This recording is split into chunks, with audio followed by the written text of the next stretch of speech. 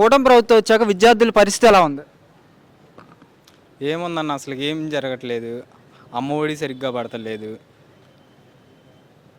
మేము అన్నీ ఇస్తున్నాం, విద్యార్థులందరూ సూపర్గా ఉన్నారు అంటున్నారు. అసలు ఎక్కడేస్తున్నారన్న? ఎవరికి ఒక్క రూపాయి కూడా పడలేదు కదా ఇంతవరకు. నారా లోకేష్ గారు విద్యాశాఖ మంత్రిగా ఉండి బాగా చేస్తున్నా అని చెప్పి మాట్లాడుతున్నారు. ఎప్పుడు చేశాడు అన్న? ఎప్పుడు చేశాడు? ఇంతవాటికి పిల్లలకి ఇంకా జూన్ ఆగస్టు వస్తున్నా కూడా ఇంతవాటికి అమ్మఒడి పడలేదు. ఇంకెప్పుడు పడతాయి? జగన్ గారి హయాంలో స్టూడెంట్స్ ఎలా ఉండేవారు విద్యార్థులు? ఆగస్టు వచ్చేతలకే 15,000 పడేవి అన్న అకౌంట్లో. మరి ఇప్పుడు ఎలా ఉంది బ్రో?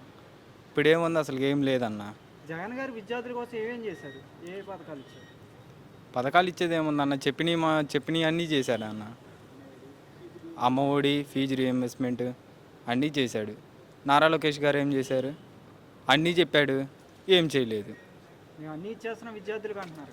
ఏమి ఇస్తారన్న? ఇస్తే అంతా డొల్లే కదా. మరి ఏమనుకుంటున్నారు కాదు, మరి జగన్మోహన్ రెడ్డి ఇంక రాడు అంటున్నారు కదా వీళ్ళు. ఎందుకు రాడన్నా? 2029లో వస్తాడు, కన్ఫామ్గా వస్తాడు. జగన్మోహన్ రెడ్డికి ఇప్పుడు వచ్చిన 11 సీట్లు కూడా రా, ఒకటే సీట్ వస్తుంది అంటున్నారు. 11 కాదు, ఈసారి 151 దాటిపోతాయి. మరి పవన్ కళ్యాణ్ గారు తొక్కుపట్టి నారతీస్తా అంటున్నాడు. చివరికి వాళ్ళని తొక్కిపెట్టి నారదీస్తారు. ఎందుకు టీడీపీ నాయకులు కార్యకర్తలు జగన్ గారిని ఏమనుకుంటున్నా పవన్ కళ్యాణ్ గారు జనసేన పార్టీ వాళ్ళే మాట్లాడుతున్నారు? ఎన్ని మాట్లాడిన ఉడతూపులే కదన్నా.